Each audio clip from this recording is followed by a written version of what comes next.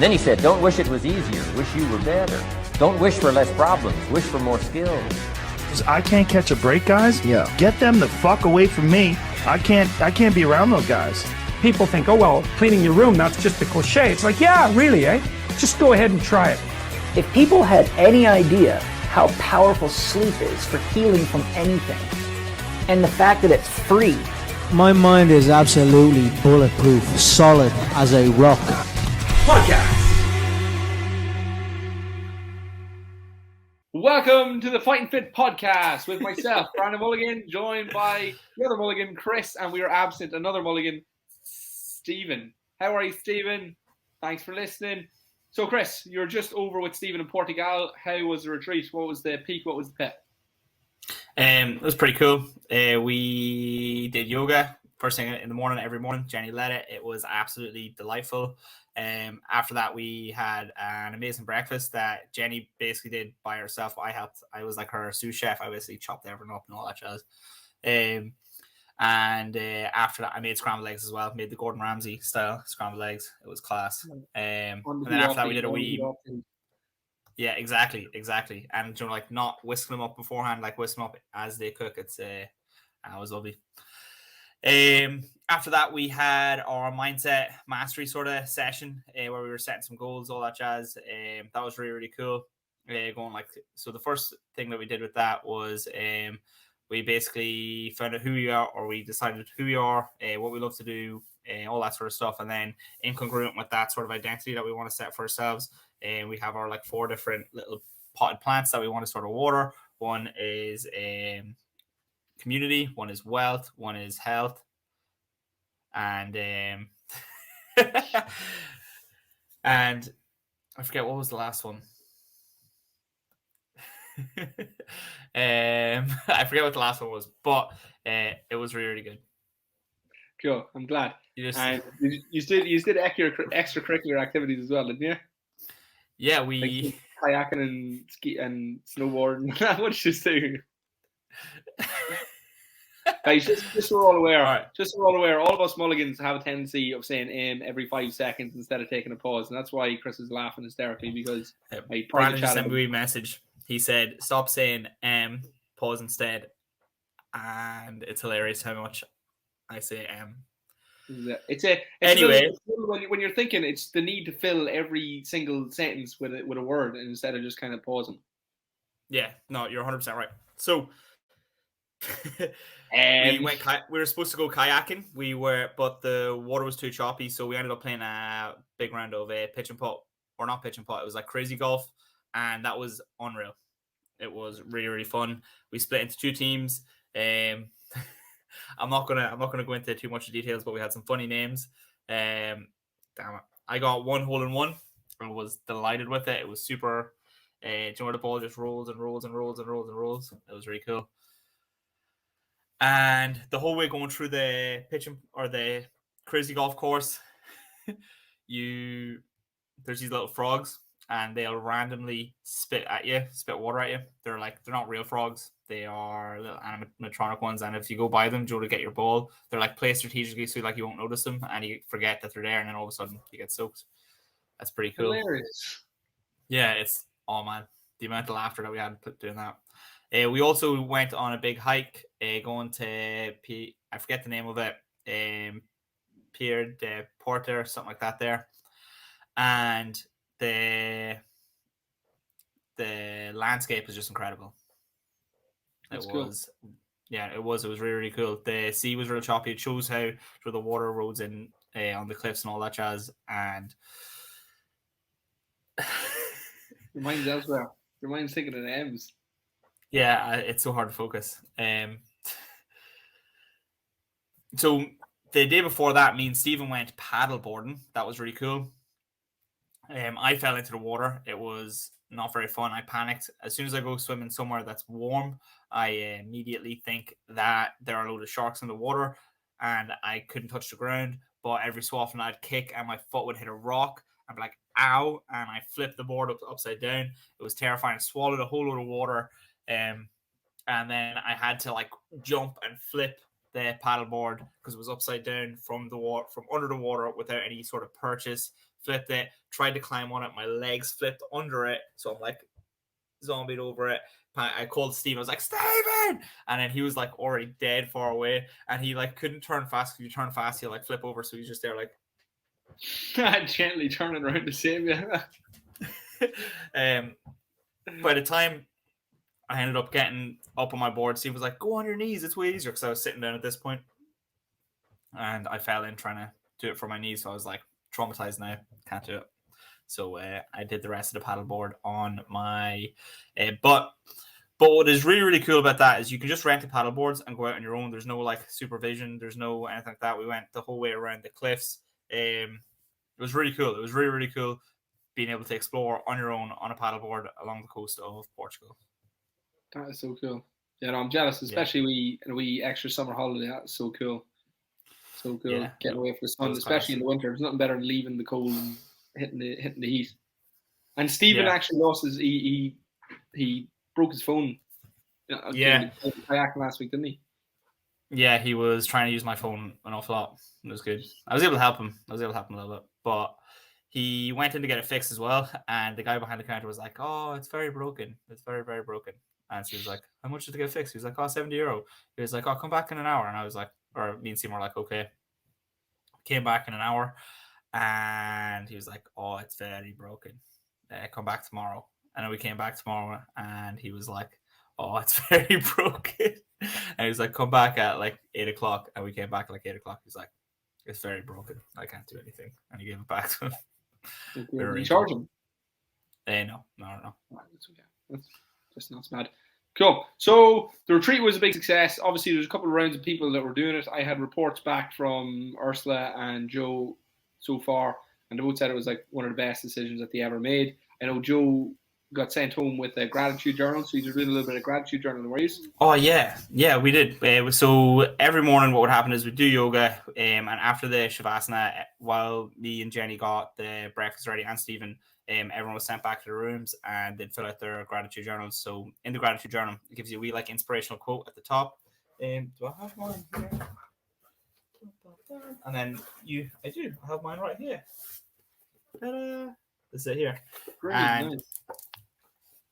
It's really, really cool. So there's a whole section at the start explaining the basic principles of it, why you have to do it, your morning routine, your nighttime routine, all that sort of stuff. But it gives you a quote at the top. Gratitude unlocks the fulfillment of life. It turns what we have into enough and more. It turns denial into acceptance, chaos into order, and confusion into clarity. That is by Melody Beatty. And then I'm grateful for 3 things we're grateful for. An example here: the warm bed that I sleep in, my body that is working in perfect harmony, the incredible friends I have in my life, and then what would make today great: taking extra time for myself before leaving work or leaving for work. But I can't really read that. Did you write it? No, these are just examples. Delivering a thank you note to my mum, and sleeping before 10 p.m. And then daily affirmation is an I am statement. I'm confident and comfortable in my own skin. I am living with passion and purpose. Those affirmation statements are something powerful. Obviously, gratitude is a great way to kind of make things that you overlook bigger, and things that seem really, really big a little bit smaller. And yes. So sorry on that point. On that point, I came up with a cool affirmation or mantra for the whole holiday that helped a lot. And I'm really trying not to say it is it's so hard. It's ingrained in me. It is I'm relaxed. I'm done now. I can't do it. You can't talk about saying it in. Yeah, it's really, really, really. So what it is. Just take a breath and take your time to say what you need to say. Take your time. Okay. Slow it down. I'm relaxed, playful, and grateful. Relaxed, playful, grateful. So anytime that I'd start getting cranky or annoyed or so tired or complain or something like that, I would just say over and over in my head again: relaxed, playful, grateful. Relaxed, playful, grateful, and it made I like that. That's pretty cool. Yeah, it's really like it just changes the tone straight away. So relax. You can take a deep breath in. Like that there, you already feel a little bit better. You're ready to play. I'm ready to play. Thank God I'm able to do that. And then really you're in a way better mindset. Recreation.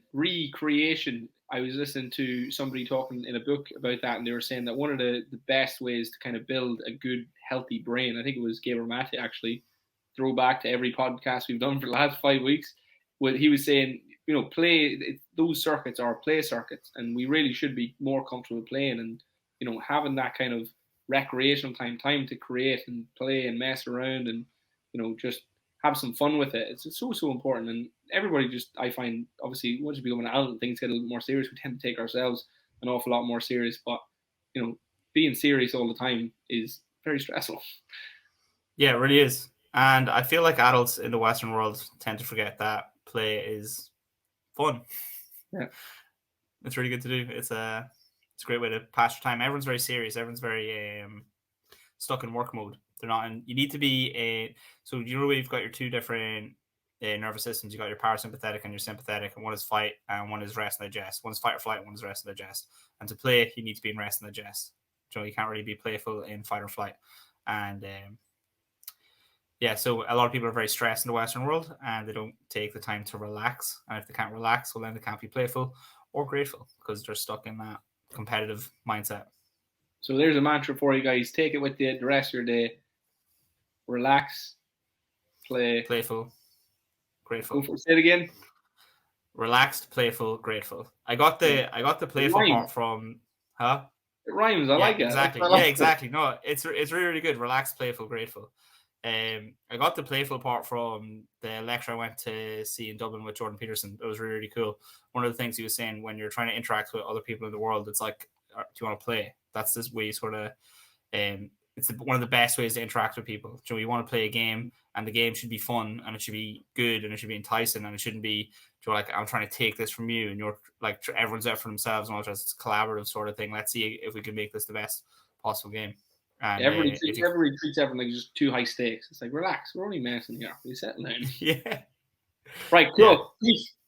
Give us something to work with here. What's the first topic? What are we talking about? We've got all the retreat stuff out of the way. We've talked about self-affirmation. We're all feeling very grateful. We're all ready to play. So now, what are we doing? Talking of play. There's something to play with there. So today, and for the rest of this week and next week in Fight and Fit, we are doing our testing phase. So this is essentially where all workouts are essentially tests. There's going to be the level method tests, and they're going to be essentially just for the workout. So as I said, to anybody who is not feeling up to actually leveling up and hitting their PB, maybe haven't been training, maybe things just haven't been going your way, maybe you're just hitting a little bit of a plateau, come to the sessions anyway. This is not just get a PB session. This is just come in, do the test. Let's kind of see where you're at with your running, with your deadlift, with your rings, whatever it is. So today we're doing running and deadlift. So that'll be well in the past by the time this podcast comes out. And so the schedule that we run it on is up onto the screen now for anybody just watching. And for anybody listening, I'm not going to burn out your eardrums when we listen every category that we have. But it is amazing, all right? The testing period, the energy that it brings with it is absolutely incredible because everybody's pushing everybody else on. The energy in the group atmosphere is great anyway, but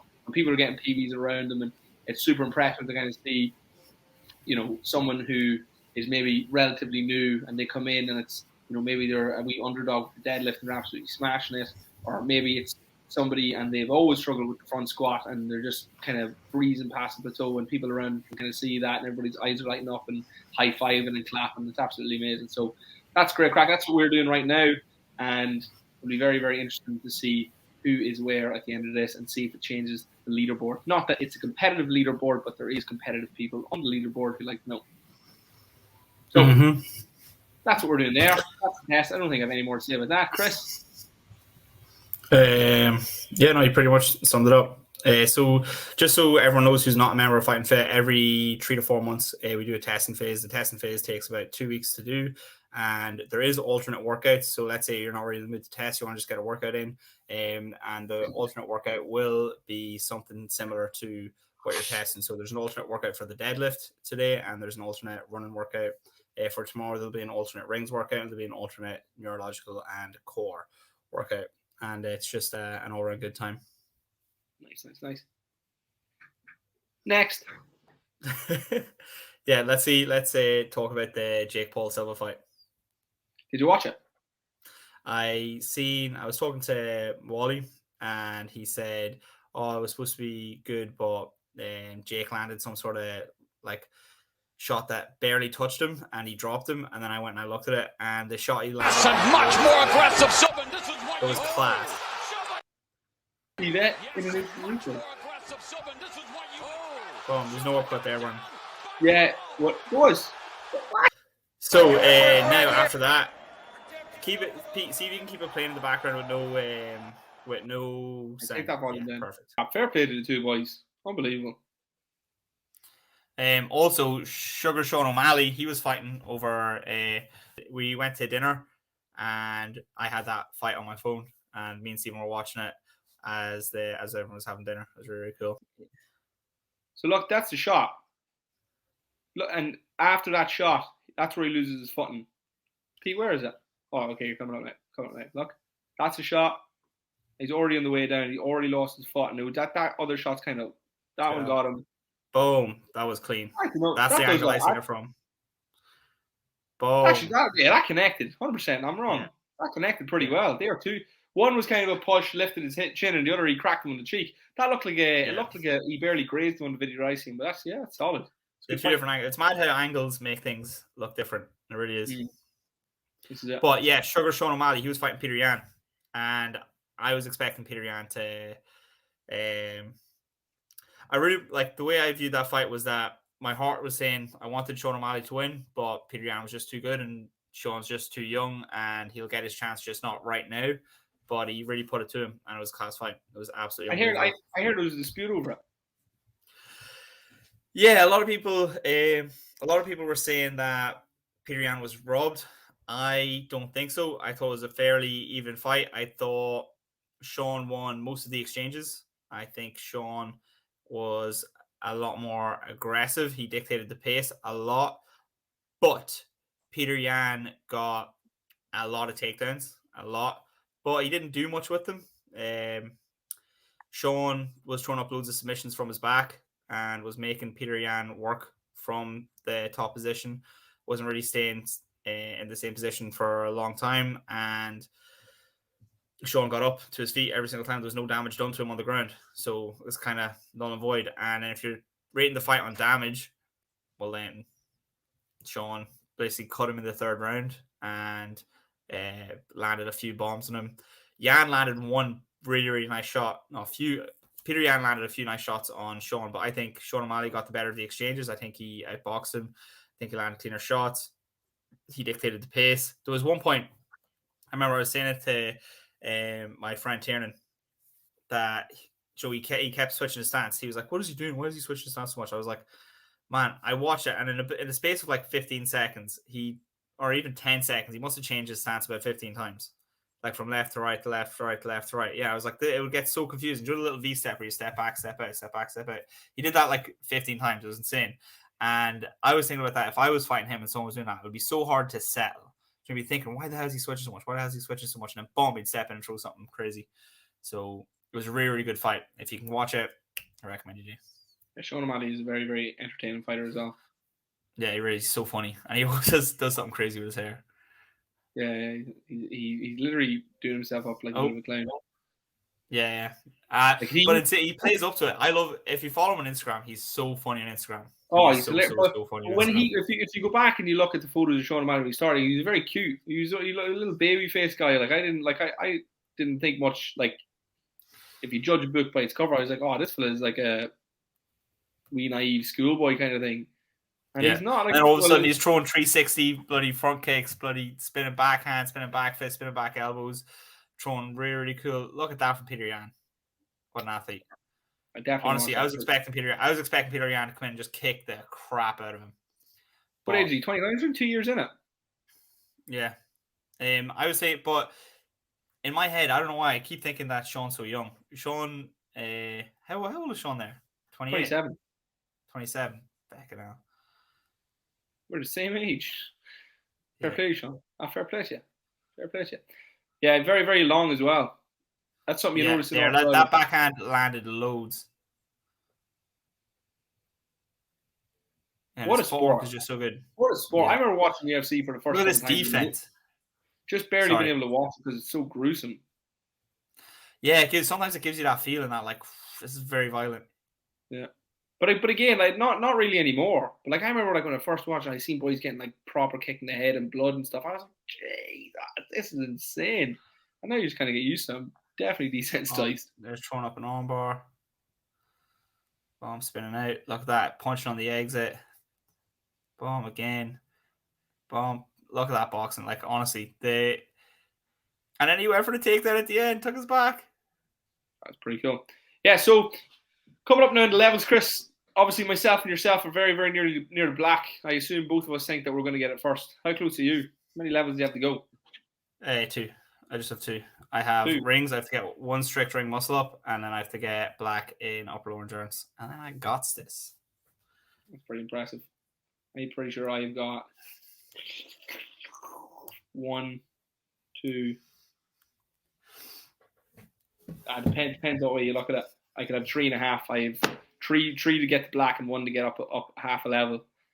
One of which is the muscle up, and then I have to get the upper lower endurance up to brown 2. Ooh, yeah, so the thing that I'm struggling with, 2 things that I'm struggling with to get that is the strict ring muscle up, which I was practicing. Did I send you a video of it? I think so. So I kind of got it, but there was like a little bit of a kip. So I went all the way from a dead hang. No like big swinging back and forth. It was just pull, and it was a little bit of a kick with my legs to get up, and then finished it. But it was still that little bit of a kick, so I'm not giving it. And then I have to practice my handstand push-ups. So there's a way of doing handstand push-ups so you can bang them out fast by kicking with your legs. And once I get that, I will be able to pass this test. Because the deadlifts, doing 21 deadlifts, then 15, then 9, like that's not, it's hard, but it's not that hard because it's only about like 100 kilos or something like that there, or 95 kilos. But it's the handstand push-ups that will really, really slow you down. Because it's not necessarily the exercise, it's the time. Yeah, so you have to do it in a certain time. Yeah, it's not nice. Yeah, so but once I get that, I will have my black band. Well, good luck. I'm pretty sure my intensity is still going to be quite low for a long time. So my 2 next ones are the muscle up, and I need to get my weightlifting up by about 10 kilo each. Good. That's going to be great fun. A cool thing that helped me a lot with weightlifting to get mine up there would be pause cleans and pause snatches, and doing super heavy like hook grip lifts and pausing at the position before the first pull. So like a deadlift, like let's say 110 kilos in a hook grip for my clean, and then pause just in the hang position. Does that make sense? And I'll pause in that hang position, so my back, I'll get really, really used to the position and just come back down and pull to it and do sets of that instead. And that really, really helped strengthen my low back, helped strengthen my position for it, helped me engage my glutes, really helped with making the other weight feel lighter. Do you let the bar crush your thumb when you're doing the hook grip? Do I let the bar crush my thumb? Yes. I was listening to a guy who's talking about hook grip, and he's saying like, right, so the bar sits here, and what he said, his theory is you're supposed to let the bar like basically crush your thumb against your hand, and that's how it wedges in. Yeah. It's incredible. So like I'll get like, so the sides of my thumb, I've got, do you know you get like calluses in your hand? I got that like on the side of my thumb. Same. Yeah, and that just starts where it like gets tougher and tougher and tougher. So that is I don't like hook grip, but well, not that I don't like it. It's just one of those things. It's one of those things. It's really, really awkward and uncomfortable at the start, but once you commit to it, you get used to it. Once you're used to it, same as the false grip. Don't like false grip at the start. No. You just get used to it. I find the hook grips painful. I find the false grip painful. Right. I find them both painful. Yeah, the false grip, because it like digs into the side of your wrist, like it digs in like here. You're like, hold on to it. I think it's fine. Well, it's good for you, bro. Good. So what's your snatch at night?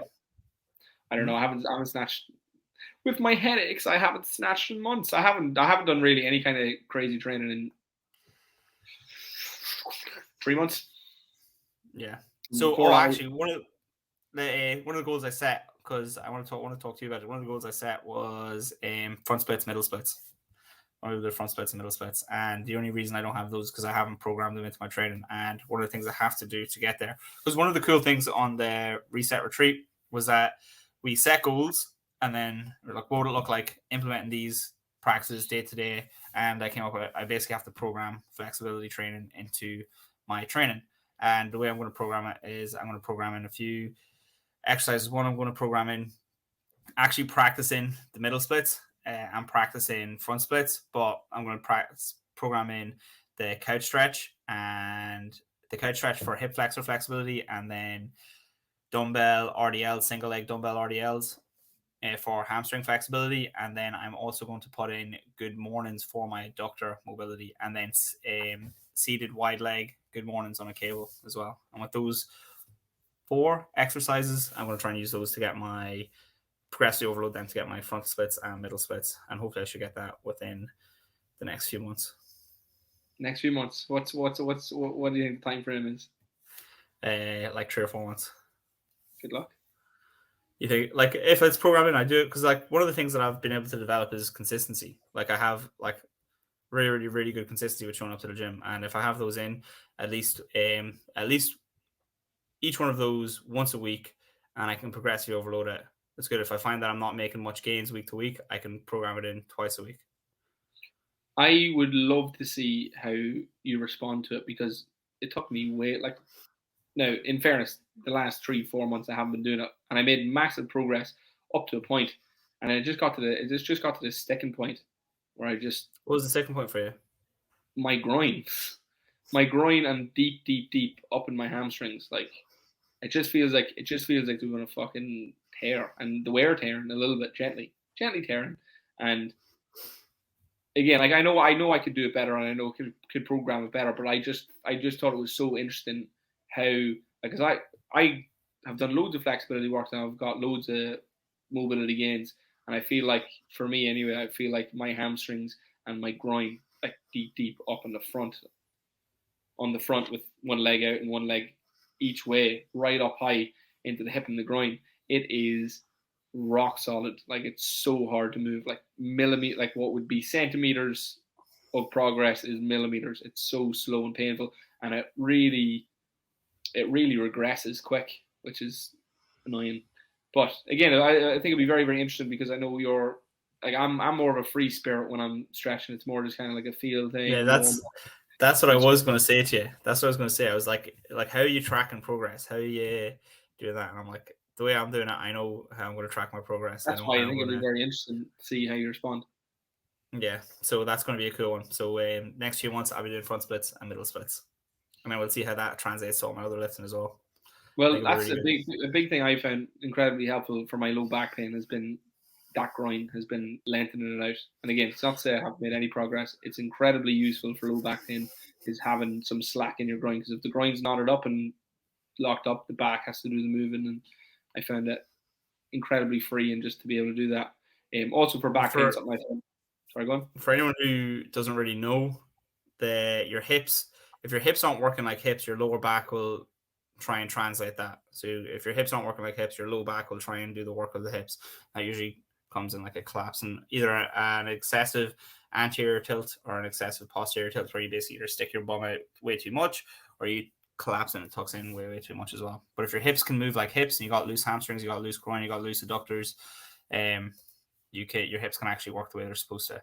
A really good exercise to help incorporate that movement is a seated good morning, whether you do it with a barbell, a dumbbell, or a cable. I find the cable helps a lot because it helps pull you into that position. And again, this is one of the things that why I think I'm going to get this quicker than you as well, because I know I'll be using like something like the ATG system, whereas you use passive stretching and your knowledge of Pilates. In both ways to get to the same, both really, really good ways of getting there. But the way I'm doing it, I think, will help a lot. I could be wrong. I could absolutely be wrong, and I might not be able to do it in that time frame, but we will see. We will see. I was listening to Jocko Willick, and he was talking to somebody, I forget who it was, but one of my new favorite rules is, because it just seems to be the truth for me anyway, is however long you think it's going to take longer, and that's including that rule. So if you think it's going to take 3 months, and then right, well, fair enough, it's going to take longer than that. It's going to take 6 months. Well, now it's going to take longer than 6 months. Yeah. Like I thought, I gave it like 6-8 months, and then it was another 6-8 months, and that's why you said that yesterday. That's why you said that yesterday. It was like, how long do you think it's going to take for your head to get better? And you were like, 8 months. I was like, well, no. The reason I think that is because initially this all started in February, and from February it took 3 months to settle down, and then it took 3 months to build me back up, and then I pushed hard at the end of that, and then that set me right back again. So I just feel like I've got a lot of healing to do, and I can it's never gone. Like I can always feel it in my head, and I can just feel it's still there, and I kind of know when it's there. And even today, I ran out with the guys to do 400 meters, just kind of pace and show where it was, and come back and give them time. And I pushed a little bit, and I did a couple of deadlifts at demos, 50 or 60 kilo, and even that just kind of roasted my head up a little bit. Really, you just can't deal with the tension. Yeah, no, it's not the tension. It's the strain. Any strain, anything I kind of have to bear down, and like that's what I mean. Yeah, that. Yeah, exactly. Like it's intensity just f's my head up, and I don't know why it's so annoying. But I can deal with volume. I can deal with lightweight, high volume. That's the way I've been training for the last while, and I'm feeling pretty good with it, and I'm getting nice results. But again, yeah, I love it. I don't want to push all the time, but I like an intense workout. I like a hard run. I like being able to go to max wattage every once in a while, especially for the level method, like, the upper lower endurance test. That's out for a long time, and not even that, but keeping that sharp, I can't even do anymore. My kettlebell test, that's another thing that's needed. I can't touch that, but I can do lightweight. I can reaffirm the position, but anything just kind of gets me bracing too hard, like we're at the point where you go red in the face from. Just yeah, and a kettlebell test is pretty intense though, especially if you're pushing it, if you're really pushing it. For anyone who doesn't know, the kettlebell test is a 10-minute test. It's an EMOM, which stands for every minute on the minute. You set a timer to go off every minute, and within that minute, you have to do a certain amount of kettlebell swings, single arm kettlebell swings or snatches, depending on your level. And you have to do that every single round for 10 rounds. The first up until round 5, for me, even if you're really, really working hard, is not too bad. But from round 5, 6, 7, it starts, the fatigue accumulates, and it's not nice. I remember I was doing that test, and my glutes were absolutely destroyed because I was obviously triple extended, and I never, like, if somebody had said to me, what's going to fatigue, I would have said my arm, my shoulder, my wrist. It's like everything. My glutes were literally like, tell me. Yeah. The glutes are good test. That's great fun. But yeah, so I am on a peaceful journey at the minute. I feel like as an athlete, I've always kind of been a redliner to my detriment, and I feel like the last 4 to 5 years have thrown different injuries and obstacles at me to try and tell me to slow down, and that's the path that I'm on right now. You know yourself, and it probably won't always be the past. There's going to come a time where I'm going to be able to push hard and probably have to push hard, and so for the meantime, I'm enjoying the break. But obviously, boxing I was meant to compete with this year gone. I couldn't do that. I'm not sure about next year. I'm hoping that I'm recovered, because again, if you remember, like I did that Apex competition with you, and that was badass, and I was able to push, but that was the last of it. And so why weren't you able to do it after that? Because that's when the headaches came back. So it was that workout wrecked me. I was like literally like I was kind of built my way up, progressive overload. My body was dealing with it fairly well, and I'm sure I broke on through to the other side, and then that was me. And I just I remember just going, this is it. And I was like, I'm gonna die, and I said, no, you know what? You'll be fine. And I wasn't fine. Yeah, I actually killed that workout. It was really cool working out with you. I'm so annoyed that we can't do that anymore. That's I know. Yeah, it's really annoying. So what can you do? Guys, that is us for another week. If you have any questions or any topics you'd like to talk about, well then let us know. Get in touch. Actually, for next week we should maybe cover, I know somebody reached out and they said that they'd like to talk about weight maintenance. All right, so they're saying, look, obviously an awful lot of people who work with us are looking to lose an awful lot of weight, and we do harp on any god's amount about weight loss. But we should maybe go in depth and try and cover what are some strategies we can use when you finally achieve your weight. I know I was talking to somebody else today, and they're really lean and they're performing really well, and they're saying, oh, I want to set a goal, I want to lose more weight. And I was kind of go, why do you want to lose the weight? And like, I don't really know. I just kind of feel like that's what I should do. And so this is the thing, is like people associate their fitness journey with weight loss, and I think that's the only other avenue to go down. So maybe next week we'll cover how you should be training and what to do, what to eat when you are at your goal weight, and where to take your training from there. Yeah, sounds like a plan. I actually have I think I'll put in some posts from my fitness journey, because one of the things that happens with me all the time is that like I'll yo-yo, and maintaining weight is always really, really difficult for me. I find that it's either on, off, on, off, on, off. And one of the cool things for that sort of mentality is that you learn a lot of cool skills with it when you're in that like go mode, but it can mess your self-esteem, really make you feel like subpar when you're not at that peak sort of physical condition. That's what I'm learning right now. As I said, just go slow. I'm learning a lot of self-love. That's what it's all about. Just being at peace. But I feel like the balance to that is just understanding that you can't be somebody who takes the piss, because then you can't trust yourself. So self-trust and getting to that place where you feel like, well, look, I'm going to take a break, but I'm not going to take the piss. And so that's the key, because some people, when you give them an inch, they take a mile, and sometimes that person is you. And so if that's the kind of relationship that you have with yourself, well, then you're not going to want to let yourself go, because you know that your strategy is either I'm going to kill this entirely, or I'm going to, go off the register altogether. And so what we have to do ideally, and we'll talk about this in detail next week, is we have to learn to find that balance. And so, yes, we can treat ourselves, but we don't want to start to do that at the detriment of all the hard work that we're after doing. And we also need to understand that we can't stay at peak for the rest of your life. And so taking that with a pinch of salt as well is very important. Absolutely. Thanks so much, guys. Follow us on all the socials. You can get us on Facebook. You can get us on Instagram. You can get us on TikTok. You can get us on YouTube. You can get us on Spotify. We're pretty much everywhere, all right? So if you're looking for some entertainment and some fitness information, why not look us up? Why not send us to your friends? So I'll see you in the next one, guys. Thanks so much for joining us. Chris, peace. Peace.